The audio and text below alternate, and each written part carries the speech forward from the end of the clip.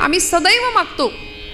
पण तुकोबरायांच्या कुळामध्ये 8 पिढ्यांमध्ये विश्वंभर बाबा त्यांचे 8वे पूर्वज होते. त्यांच्यापासून म्हणजे अगदी तुकोबरायांच्या वडिलांपर्यंत, बोल्लोबांपर्यंत, आई कनकाईपर्यंत कुणीच नाही मागितलं. बोल्लोबा असे महाराजांच्या त्या पंढरपुरामध्ये जायचे, राऊळामध्ये पांडुरंगाच्या समोर उभे राहायचे आणि चरित्रात वर्णन आहे, अजिबात पदरच्या गोष्टी नाही.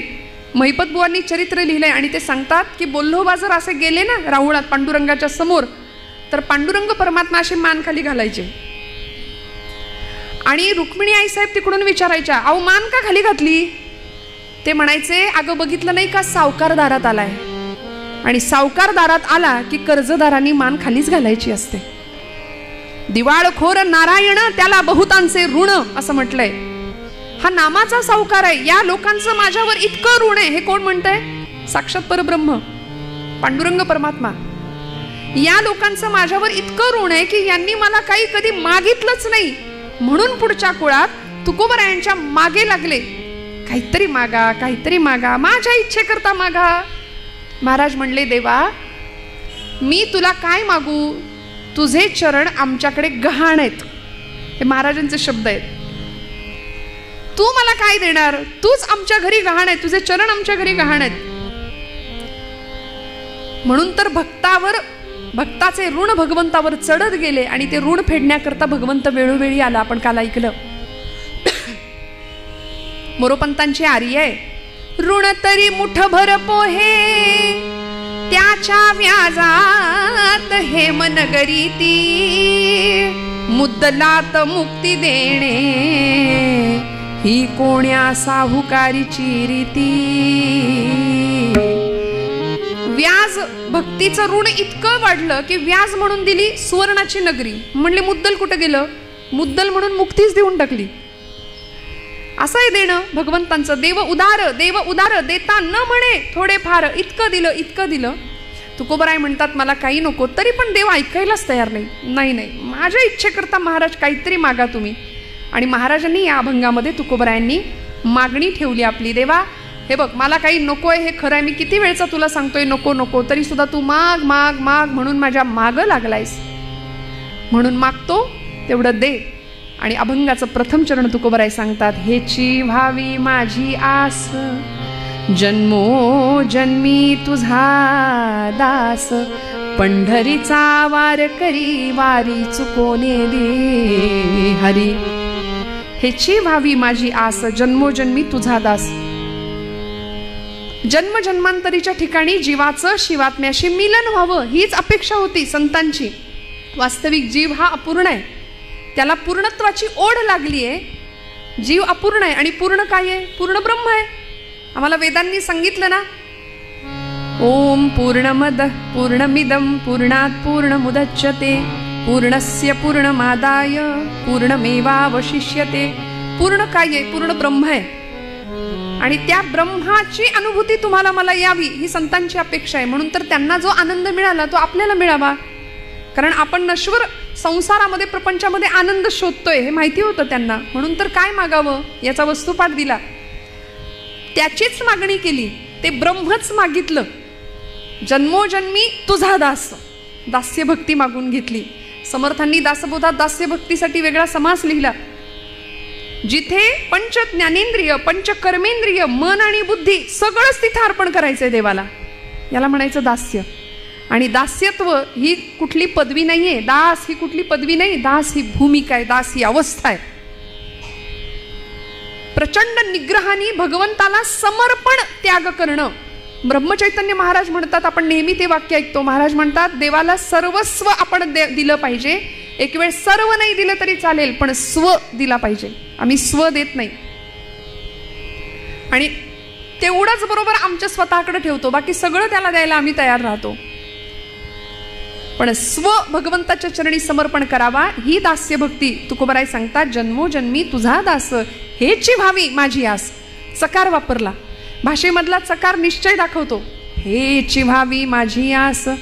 तुकोबरायांनी मागणं मागितलं ना, हेची दान देगा देवा तुझा विसरण भावा, तुझा विसरण भावा, तुझा विसरण भावा. हेची दान देगा देवा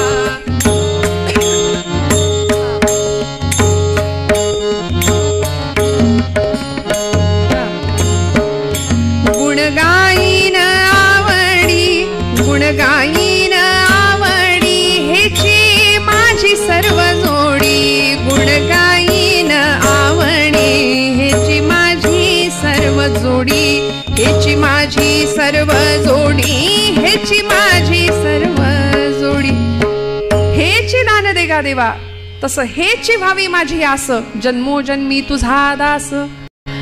भगवंता दास्यत्व दे, धन्य आम्ही जन्मा आलो, दास विठोबाचे झालो, असं महाराज म्हणाले ते ठिकाणी. आम्हाला तुझं दास्यत्व दे. वास्तविक वैयक्तिक आयुष्यामध्ये काहीच कमी नव्हतं. मागायचंच असतं तर प्रपंचातलं सुख, संपत्ती, ऐश्वर्य, धन मागता आलं असतं की नाही. काय कमी होतं संतांकडे. तुकोबारायांच्या चरित्रात जर पाहिलं आपण तर एक काळ असा होता की तुका शेठ म्हणायचे लोक, घरात रांगा असायच्या घेणाऱ्यांच्या. प्रचंड श्रीमंती, कनकाई आई सोन्याचं सलकडं हातात घातल्याशिवाय बाहेर पाठवत नव्हत्या तुकोबांना. पण दुष्काळ आला, 12 वर्ष अखंड पडलेला, आणि त्या दुष्काळाने सगळं नेलं. महाराज म्हणतात, बरे झाले देवा निघाले दिवाळे, बरी या दुष्काळे पीडा केली. बरं झालं. संसाराचे चटके ज्याला सहन करायला मिळतात ना, तो परमार्थ टिकतो. इकडं सगळं सुख आहे आणि मग इथे येत नाही. खरं सांगू का, एक वाक्य मी सांगून जाईन. वेदना आम्हाला भगवंताकडे नेते. वेदना भगवंताच्या जवळ राहायला मदत करते. जो संसार तापे तापला पोळला, तोची परमार्थी भला, असं महाराज म्हणतात. सगळंच सुखात आहे, मग भगवंत कसा आठवेल. तुकोबाराय बरं झालं म्हणतात, संसाराची ही माझ्या दुर्दशा झाली, देवा बरं झालं. पण असे तुकोबाराय पांडुरंगाला किती मानतात. अशा 12 वर्ष पडलेल्या दुष्काळामध्ये अन्न पाण्या वाचून माणसं गुरंढोरं मरतायत, आणि अशा वेळी महाराजांच्या दारामध्ये एखादी जख्ख 80 वर्षाची म्हातारी येऊन उभी राहायची. ठिकठिकाणी फाटलेलं लुगडं आहे, आणि सकाळची वेळ महाराजांची दुसरी पत्नी जिजाई, आवली म्हणायचे आवडीने तिला, आणि आवलामाई म्हणजे साधं काम नव्हतं, त्या सांभाळत सुद्धा होत्या तुकोबरायांना. पण माझ्या संसाराचं पार वाटोळ करून टाकलं त्या काळतोंड्यांनी, म्हणून पांडुरंगाशी वैर होतं. नाम अखंड भगवंताचंच मुखात येत होतं त्या निमित्ताने. आवलामाई स्नानाला गेल्यात मोरीमध्ये, आणि तुकोबरायांच्या घराच्या दारामध्ये ती 80 वर्षाची जख्ख म्हातारी उभी आहे. महाराज तिची ती अवस्था पाहतात, आणि पूर्वीचा काळ मोरीमध्ये स्नानाला गेल्यानंतर निर्या केलेलं जे नेसायचं वस्त्र आहे, जी साडी आहे, ती अशी निर्या करून भिंतीवर टाकायची पद्धत. तुकोबरायांनी ते पटकन लुगडं घेतलं आणि त्या आजीला देऊन टाकलं, आणि त्या आजीला सांगितलं, आता 120च्या स्पीडनी जा, कारण मागणं वादळ येणार आहे, तुझ्या मागून भूकंप येणार आहे. का हो दिलं बरं. आवला जिजाई संतापल्या असतील का, जिजाई आईसाहेब संतापल्या असतील का. संतापल्या. का संतापल्या. माझी साडी का दिली म्हणून संतापल्या का. नाही. आता अब्रू कशाने झाकू मी. कारण आता सारखं नसतं. आता कपाट उघडलं की निम्म आपल्या अंगावर पडतं. साड्यांचं कपाट आता उघडलं की आपल्याच अंगावर पडतं की नाही सगळ्या साड्या. तसं नव्हतं हो. एक काठीवर एक अंगावर. प्रचंड दारिद्र्य अशी अवस्था. मी आता अब्रू कशाने झाकू. आणि या प्रसंगात वर्णन केले चरित्रकारांनी की इथे पांडुरंग परमात्म्यांनी आपला पितांबर आवलीला लाज झाकायला दिलाय.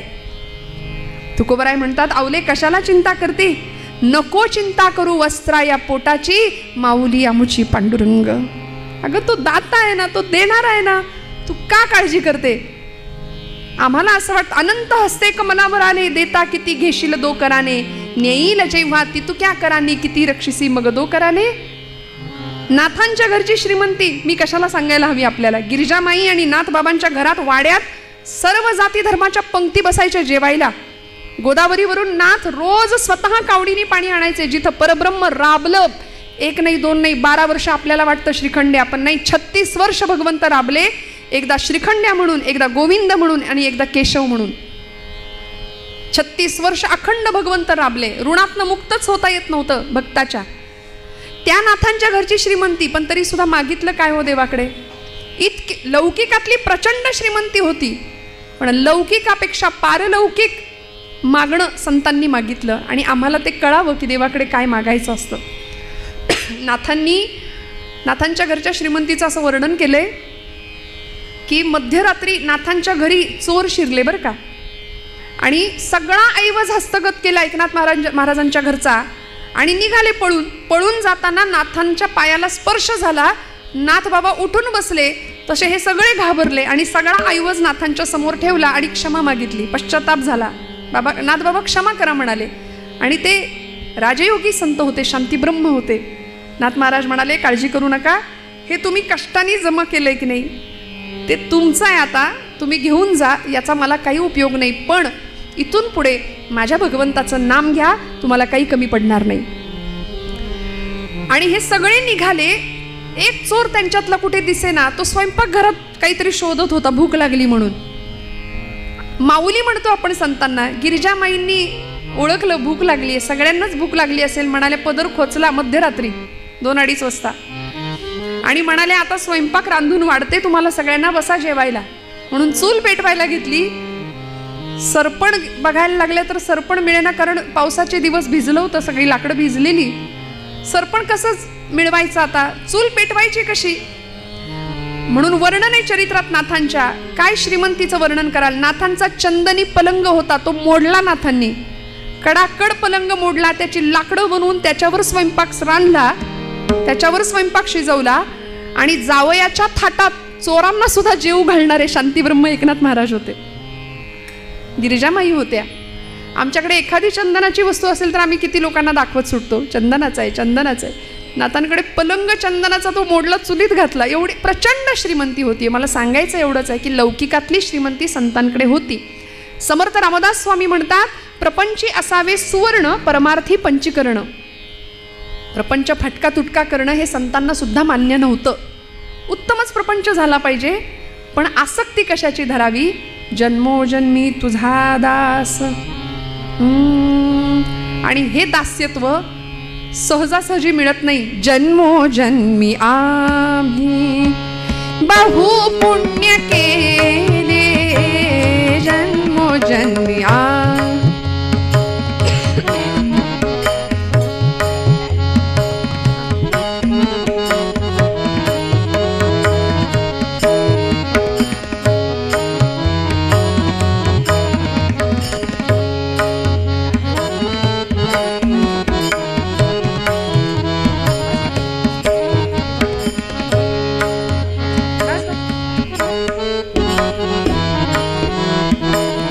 जन्मोजन्मी आम्ही, जन्मोजन्मी आम्ही बहु पुण्य केले, तेव्हा या विठ्ठले, तेव्हा या विठ्ठले कृपा केली.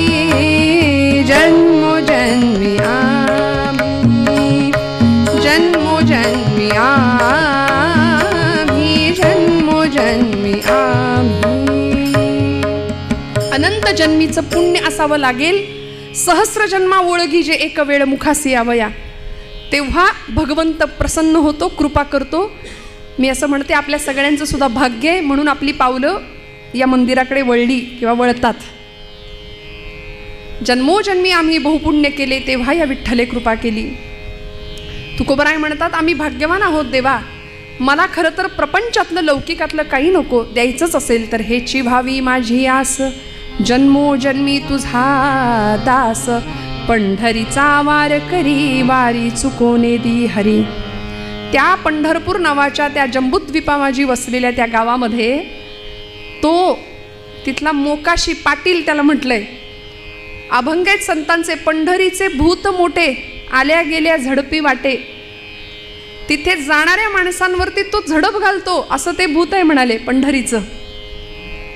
बरं, दिसायला सावळं आहे, काळ्या आहे ते परब्रह्म, ज्याचा विकारांवर विजय आहे, असा तो 6 वळा, 6 विकारांना ज्यांनी आत वळवलंय, असा तो पांडुरंग परमात्मा. काय वर्णन केलं. मृत्यू लोकी एक नगरा, त्याचे नाव पंढरपूर.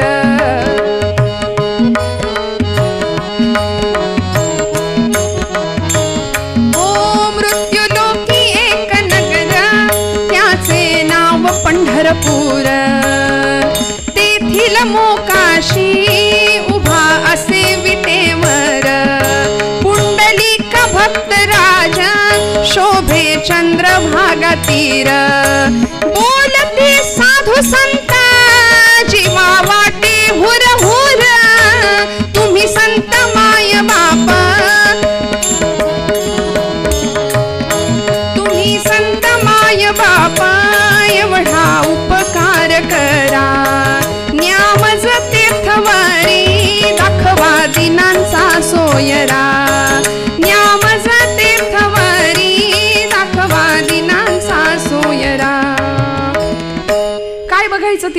पंढरपूरला जाऊन तिथला तो जो पाटील आहे, मोकाशी म्हटलंय त्याला, तो उभा आहे 28 युगांपासनं, ते सावळ परब्रह्म डोळ्यामध्ये बघावं. अजून काय मागितलं? पंढरीचा वार करी वारी चुकोने दिहरी, संत संग सर्व काळ अखंड प्रेमाचा कल्लोळ. संतांचा संग मागितला.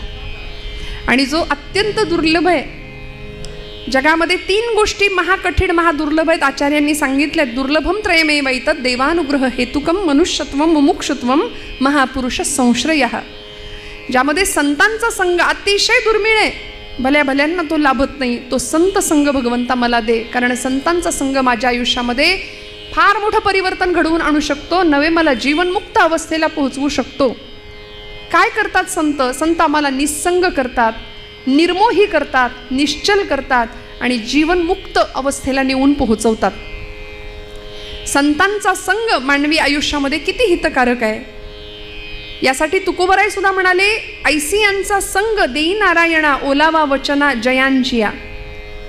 काय आहे लक्षणं संतांची हो? मी पटकन सांगून पुढे जाईन. प्रसिद्ध श्लोक आहे, करवन्नोद्वहते न निंदति परान् नो भाषते निष्ठुरम उक्तं केनचिदः प्रियञ्च सहते क्रोधञ्च नालम्बते श्रुत्वा काव्यमलक्षणं परकृतं संतिष्ठते मूकवत् दोषाच्छादयते स्वयं न कुरुते एतत्सतां लक्षणं पंढरीनाथ. संतांची लक्षणं सांगितली. म्हणाले ज्यांचा संग करायचंय ती ओळखायची कशी माणसं? काहीतरी क्रायटेरिया असेल ना. गळ्यात माळ, रुद्राक्षांच्या माळा, भस्माचे पट्टे ओढले म्हणजे संत झाले का? नाही. संन्याशाचे सोंग संपादिता चांग परिवैराग्याचे अंग आणिता नये असं म्हटलंय.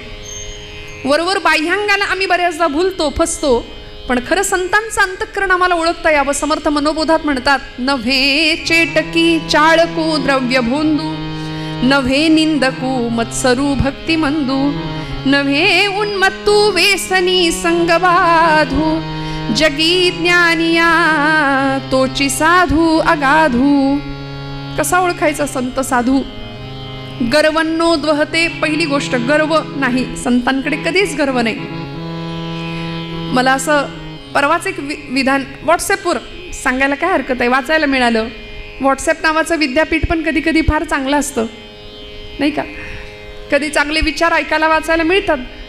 असं वाक्य आलं, म्हणाले काही माणसं लाखात एक असतात, काही माणसं लाखात एक असतात, काहींकडे लाखो असतात पण ती माणसात नसतात. त्यामुळे ऐहिक संपत्तीतच आम्ही इतके रमतो. संतांकडून काय घ्यायचो? किती कळवळ आहे जीवना परिस्थितीविषयीचा, समाजाविषयीचा. कुठल्याही परिस्थितीचा गर्व नाही. गर्वन्नोद्वहते न निंदति परान्. दुसऱ्याची निंदा ज्याच्या चित्ताला सुद्धा शिवत नाही.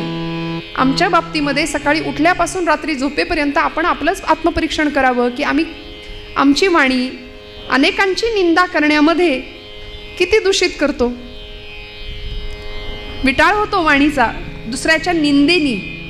त्यामुळे हरिनाम प्रक्षाळी जिव्हेते असं म्हटलंय. मग हरिनाम काय करतं? जीभ धुवून काढायचं काम करतं. एकदा नाम घ्या, केलेली निंदा आणि त्या निंदेमुळे झालेलं पाप सगळं धुवून निघतं. हरिनाम प्रक्षाळी जिव्हेते. त्यामुळे संत कुणाची कधी निंदा नाही करत. गर्वन्नोद्वहते न निंदति परान् नो भाषते निष्ठुरम. कधीच कठोर भाषा नाही. कसं बोलायचं? बोलू ऐसे बोल जेणे बोले विठ्ठल डोले, प्रेम सर्वांगाचे ठाई वाचे विठ्ठल रखुमाई. माझ्या बोलण्याने दुसऱ्याच्या हृदयातला विठ्ठल डोललाच पाहिजे, असं बोलणं असलं पाहिजे. हे संतांकडून शिकावं. सहज बोलणे हित उपदेश करोनी सायास शिकविती. नो भाषते निष्ठुरम उक्तं केनचिदः प्रियञ्च सहते क्रोधञ्च नालंबते. कुणीही कितीही वाईट येऊन समोर बोललं, शिव्या जरी दिल्या तरी संत प्रतिक्रिया देत नव्हते, कधीच नाही. क्रोधञ्च नालंबते. राग हा विकार संतांकडे नव्हता. खरं तर राग ही मानवी स्वभावाची वृत्ती आहे, पण त्या रागातून निर्माण झालेला क्रोध हा विकार आहे.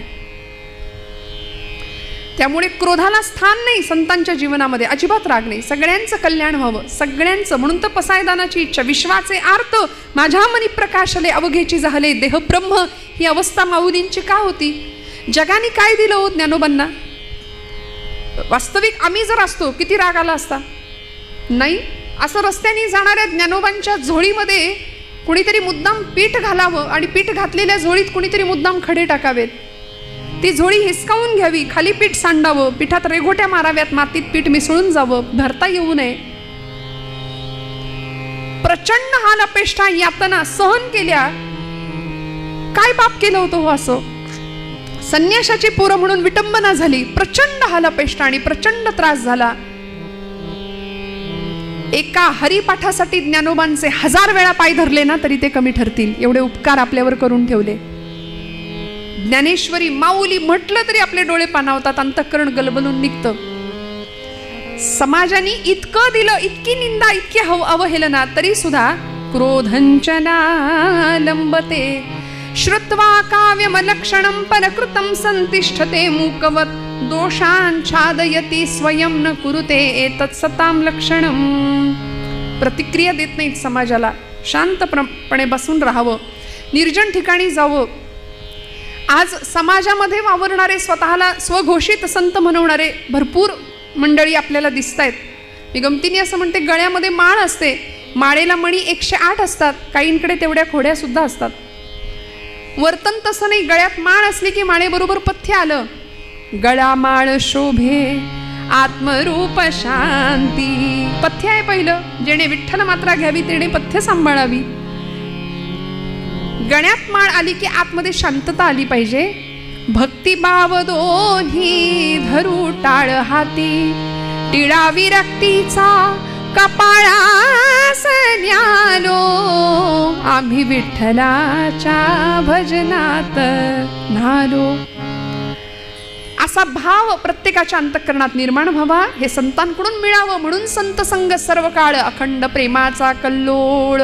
आणि मग चंद्रभागे स्नान तुका मागे हेची दान. चंद्रभागेचं स्नान मागितलं आणि अशी मागणी तुकोबाराय आजच्या अभंगात करतात. मग भगवंत अशा भक्तासाठी काय करतो? पंढरपूरला जरी नाही गेलं तरी सुद्धा भगवंत किती कृपा करू शकतो एखाद्या भक्तावरती, की ज्याची एकच आस आहे, जन्मोजन्मी तुझा दास. त्या भक्तासाठी काय करतो उत्तर रंगामध्ये बघूया. पंढरपूरमध्ये सगळ्या संतांची मांदियाळी जमली आहे बरं. आषाढी एकादशीचा दिवस जवळ येऊन ठेपलाय. 15-20 दिवसांपासून अखंड चालणारे वारकरी, दिंड्या पताकांचा भार, सगळे वैष्णव नाचत नाचत नाचत भगवंताचं भजन करत करत करत पंढरीच्या दिशेने वाटचाल सुरू आहे. आणि पंढरपुरातला सोहळा काय, त्या पंढरीचं वर्णन करावं? नामदेव महाराज म्हणतात, आधी पंढरपूर आहे आणि मग वैकुंठ नगरी आहे. आणि पंढरपुरामध्ये असं आहे, आपल्या सगळ्यांना माहिती आहे, भगवंत आणि आईसाहेब रुक्मिणी माता एकत्र नाही, एका खोलीत, नाही का? पलीकडून आईसाहेबांनी हळूच पांडुरंग परमात्म्याला, आपल्या पतिदेवांना विचारलं, का हो एवढा सगळा लाखोंचा समुदाय येतोय तुमच्याकडे, या सगळ्या पंढरपूरच्या या आषाढीच्या गर्दीमध्ये, या यात्रेमध्ये सगळे हौशे गौशे नवशे, नाही का, सगळे असतात. मग सगळ्यांना तुम्ही वैकुंठाला पोहोचवणार का? वैकुंठाची गती सगळ्यांना मिळणार का? केवढं ट्रॅफिक जाम होईल तिथे, किती गर्दी होईल, एवढी सगळी मंडळी तिथे वैकुंठात मावणार का, बसणार का, सगळ्यांना वैकुंठ प्राप्त होणार का? असं कोणी विचारलं? रुक्मिणी आईने विचारलं भगवंतांना.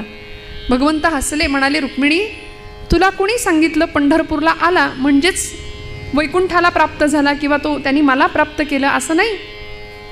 मीच भगवद्गीतेत सांगितलं, यत करोशी यदश्नासी यज्जुहोसी ददासी यत यत तपस्यसी कौंतेय तत् कुरुष्व मदर्पणम. तू जे जे कर्म करशील ते मला अर्पण करण्याच्या भावनेने कर, मी तुझ्या जवळ आहे. ठाईच बैसोनी करा एक चित्त, आवडी अनंत आळवावा. मी त्या भक्ताजवळ पोहोचतो. प्रत्येकालाच पंढरपूरला येता येतं असं नाही. शारीरिक आधिव्याधी आहेत, अडचणी आहेत. पण मग असा कोणी भक्त आहे का हो देवा, की जो पंढरपूरला कधीच येत नाही? आहे ना, म्हणाले. जायचं का आपण तिकडे? जाऊया ना, म्हणाल्या. आणि भगवंत म्हणाले, मी त्या भक्ताचं तुला दर्शन घडवतो रुक्मिणी, चल.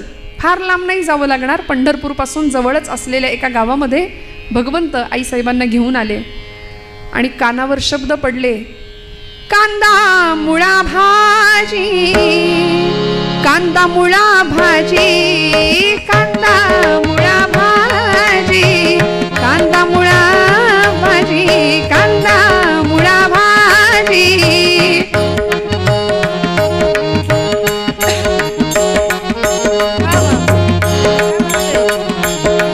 कांदा मुळा भाजी, कांदा मुळा भाजी, अवघी विठाई माझी, अवघी विठाई माझी, अवघी विठाई माझी, अवघी विठाई माझी, अवघी विठाई माझी, अवघी विठाई माझी.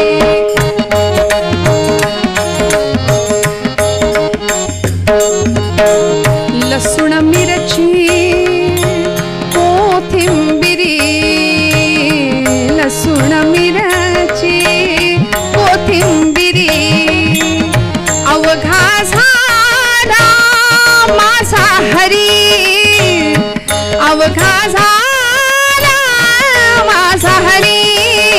कांदा मुळा भाजी, कांदा मुळा भाजी, कांदा मुळा भाजी, कांदा मुळा भाजी, अवघी विठाई माझी, अवघी विठाई माझी, अवघी विठाई माझी, अवघी विठाई माझी, अवघी विठाई माझी, अवघी विठाई माझी.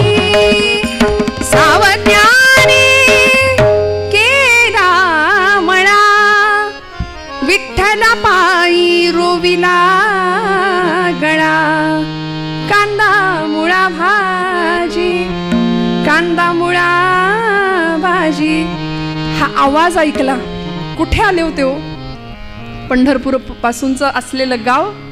आमच्या जुन्या कीर्तनकारांनी साकी वृत्तामध्ये वर्णन केलं, अरण गावचा भक्त सावता. गावाचं नाव अरणभेंडी, पंढरपुरापासून जवळ असलेलं गाव.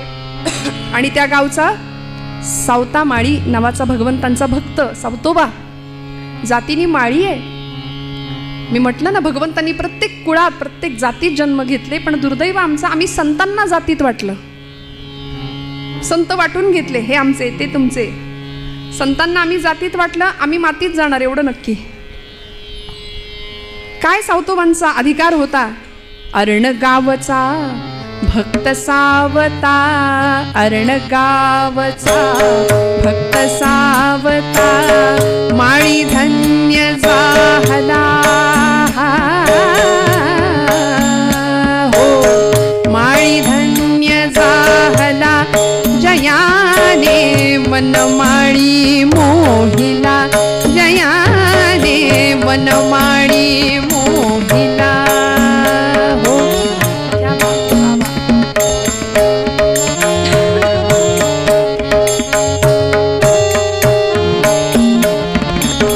विश्वी भरला विश्वंभर तो,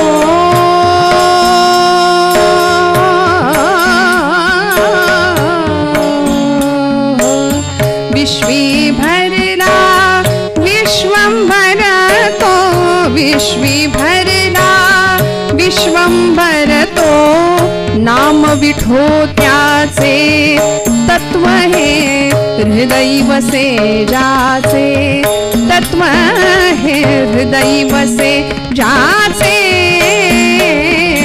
अरण गावचा भक्त सावता, माळी धन्य झाला, जयाने वनमाळी मोहिला, जयाने वनमाळी मोहिला, जयाने वनमाळी मोहिला. या अरणगावचे भक्त सावतोबा पांडुरंगाचे निष्ठावंत भक्त आहेत. भगवंत आईसाहेब रुक्मिणी आईंना घेऊन आलेत, बांधावर उभे राहिले त्या मळ्याच्या, आणि समोरचं दृश्य दाखवलं. ते बघतो, डोईला फेटा बांधलाय, धोतर आहे, करवती काठी अंगरखा घातलाय, शेतामध्ये काम करतोय, मळा राखणी करतोय.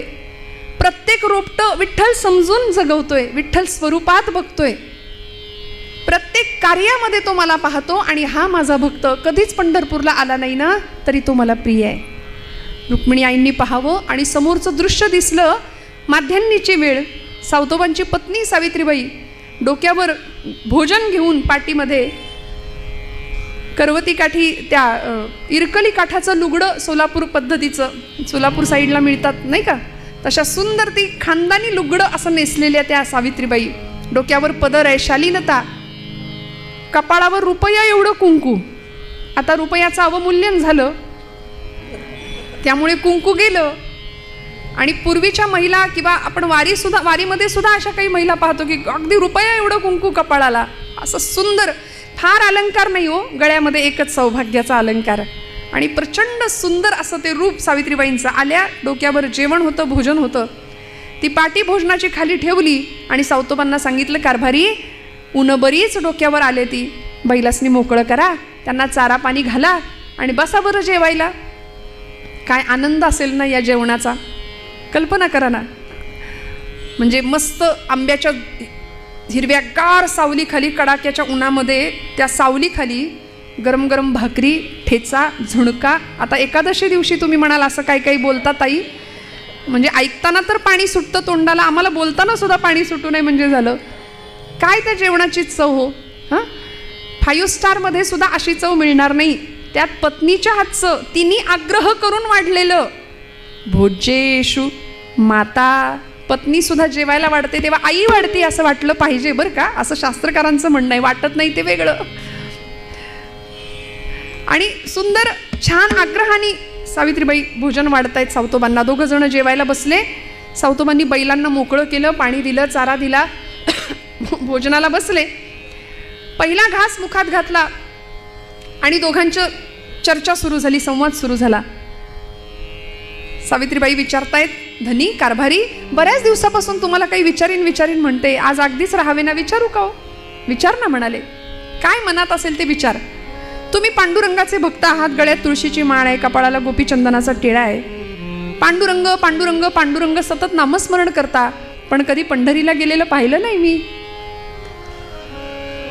कधीच पंढरपूरला जात नाही. सावतोबा म्हणाले, हा प्रश्न आहे का तुझा? सांगतो म्हणाले, मी पंढरपूरला का जात नाही. सावतोबा प्रश्नाचं उत्तर देतात. उठले तिथनं, भोजन उरकलं आणि जिथं बैल होते ना त्या बैलांजवळ गेले. आपल्या पत्नीला सांगतायत, तुझ्या प्रश्नाचं उत्तर देतो. माझा पांडुरंग फक्त विटेवरच आहे असं वाटतं का ग तुला? नाही, माझा पांडुरंग सगळीकडे आहे. कुठे आहे सांगतो, आपल्या मळ्यात सुद्धा येतो. सांगू कसा आहे, कुठे आहे?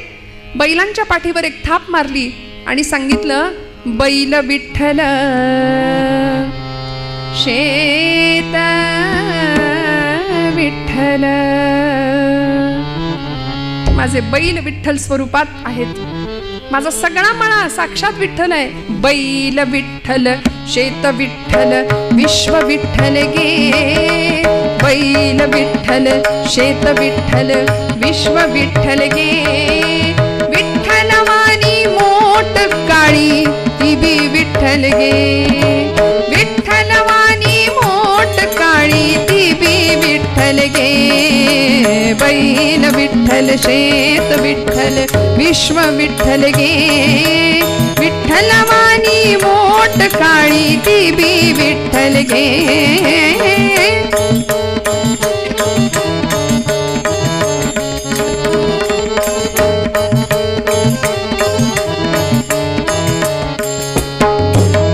पोपट राघू मोर मैना चिमणी विठ्ठल गे. चिमणी वाणी नागू माझी ती बी विठ्ठल गे. वृक्ष विठ्ठल वापी विठ्ठल वेली विठ्ठल गे. वेली वाणी सखये माझी तू बी विठ्ठल गे. बैल विठ्ठल शेत विठ्ठल विश्व विठ्ठल गे. विठ्ठल वाणी मोठ काळी देवी विठ्ठल गे. विठ्ठल वाणी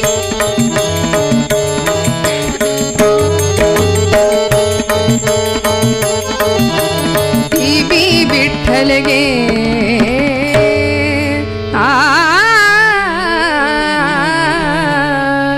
सगळं विठ्ठल स्वरूप आहे. सर्व चराचर सूर्य चंद्र गे गमते विठ्ठल गे, विठ्ठलाचा दास सावत्या त्यो बी विठ्ठल गे. सगळं विठ्ठल आहे. अगं तू एखाद्या वृक्षाच्या आधाराने जशी वाढणारी वेल असते तशी प्रपंचामध्ये माझ्यासोबत तू आहेस. तू सुद्धा विठ्ठल स्वरूप आहे.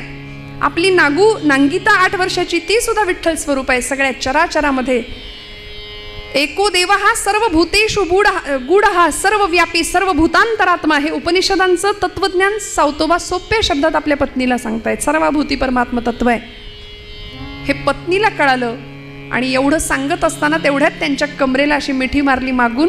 8 वर्षाची त्यांची नांगिता, नागू नावाची मुलगी धावत आली. म्हणाली, बाबा बाबा, आमच्या शेजारच्या मळ्यातल्या माझ्या सगळ्या मैत्रिणी आता आषाढीला पंढरपूरला चालल्यात. बाबा आपण पण जाऊया ना पंढरीला. आता पत्नीला सांगितलेलं तत्वज्ञान या मुलीला कसं कळणार, म्हणून तिच्या भाषेत सावतोबा सांगतात, नागू अगं वेडे, आपण पंढरपूरला जात नाही ग. बाबा का नाही जातो? आपण जात नाही कारण हा जो मळा आपण राखतो की नाही, हा मळा पांडुरंगाचा आहे. काय सुंदर शिकवावं. कुळी कन्या पुत्र होती जे सात्विक तयांचा हरिख वाटे देवा. काय संस्कार असावेत. आपण सगळं जमवतो, इतकं जमवतो, पण हे सगळं त्याचं आहे हे आपल्याला कधी कळणार. हा सगळा मळा पांडुरंगाचा आहे हे सावतोबा नागूला सांगतायत. आपण त्याचं कुळ म्हणून काम करतो. सावतोबांना नागू हुशार होती. ती म्हणाली, बाबा कुळ म्हणून काम करतो तर मग आपला मालक झाला तो. हो आपला मालक आहे तो, तसा तर तो जगाचा मालक आहे. मग येत नाही कधी खंडणी वसूल करायला, वाटा मागायला, हिस्सा मागायला आलं पाहिजे ना त्यांनी. आता प्रश्न पडला सावतोबांना. सावतोबा म्हणाले, नागू येईल बरं का, पांडुरंग येईल, तू बोलावलंस की तो येईल. सावतोबांच्या मुखातनं साक्षात परमात्मा बोलून गेला, तू बोलाव भगवंत येईल. त्या 8 वर्षाच्या लेकरांनी मनावर घेतलं बरं का. त्या 8 वर्षाच्या लेकरांनी तेवढंच मनावर घेतलं आणि ठरवलं पांडुरंग मळ्यात आला पाहिजे, पांडुरंग मळ्यात आला पाहिजे. म्हणून पट पट पट पट परकर पोलक्यातली ती मुलगी परकराच्या ओच्यामध्ये पटापट भाजीच्या पेंड्या बनवून अशा घेतल्या आणि दिंड्या निघाल्या होत्या पंढरीच्या दिशेने. त्या दिंडीच्या एक दिंडी येताना दिसली. त्या दिंडीच्या सामोरी येऊन उभी राहिली आणि त्या दिंडीच्या मालकांना सांगू लागली, अहो पांडुरंग आमच्या मळ्याचा मालक आहे. बाबा म्हणतात की ही भाजी तू त्याला पोहोचव आणि माझा निरोप सांग, पांडुरंग येईल आमच्या मळ्यात. वारकरी दादा पंढरपूरला निघालात ना हो? ते म्हणाले, हो. मग माझं एक काम कराल, आमच्या मळ्यातली ही भाजी पांडुरंगाला द्याल का हो? सावतोबा सांगत होते, आपण जर पंढरपूरला गेलो तर लाखोंच्या संख्येने लोक इथं थांबतात. इथे आपण त्यांना शिधा देतो. हजारोंच्या मुखातनं पांडुरंग स्वतः इथं भोजन करतोय. मग आपण पंढरीला जाऊन कसं चालेल? ती नागू त्या वारकऱ्यांना सांगते, माझी एवढी भाजी पांडुरंगाला पोहोच कराल का? ते वारकरी उलट्या काळजाचे होते बरं का जरा. मी म्हटलं ना, ते म्हणाले, बाप तर जातच नाही कधी पंढरपूरला, आणि इथं आम्हाला तुझी भाजी न्यायला आम्हाला काही हमाल समजलीस, गडी समजलीस, चल बाजूला हो. तिकडं ढकलून दिलं तिला. सगळी भाजी पायाखाली तुडवत निघून गेले हो. सावतोबा म्हणतात, एवढ्याशा लेकरात पांडुरंग दिसला नाही, विटेवर कसा दिसेल? आणि हे भगवंतांनी खरं करून दाखवलं. सगळे निघून गेले. रडायला लागली. सगळी भाजी चुरगळून गेली, पायाखाली खराब झाली. पुन्हा आली. बाबांना सांगते, बाबा भाजी खराब झाली. सावतोबा म्हणतात, काळजी करू नको, पुन्हा घे, पुन्हा उभी राहा आणि पांडुरंगाला भाजी पोहोच होते का बघ. पण या मुलीचा संकल्प असा होता, निश्चय असा होता की वाटेल ते झालं तरी पांडुरंगाला भाजी पोहोचल्याशिवाय मी जेवणारच नाही. अन्नाचा कण नाही, पाण्याचा थेंब नाही पोटात घेणार. हा 8 वर्षाच्या लेकराचा संकल्प आहे श्रोते हो. 8 वर्षाच्या लेकराचा संकल्प. नवमीचा दिवस संपला, दशमीचा दिवस संपला, संध्याकाळची वेळ, डोळे खोल गेलेत, पोट खपाटीला गेलं, पोटात अन्नाचा कण नाही. 2 दिवस त्या पोरीच्या, पण पांडुरंगाला भाजी पोहोच झाली पाहिजे हा संकल्प होता. पुन्हा उभी राहिली. सावतोबा सांगतायत, लेकरा 2 घास खाऊन घे. नाही नाही बाबा, पांडुरंगाला भाजी पोहोचली पाहिजे, पांडुरंगाला निरोप माझा व्यवस्थित पोहोचला पाहिजे. तिची ती अवस्था पाहिली. सावतोबा पांडुरंगाला आर्जव करतात, भगवंता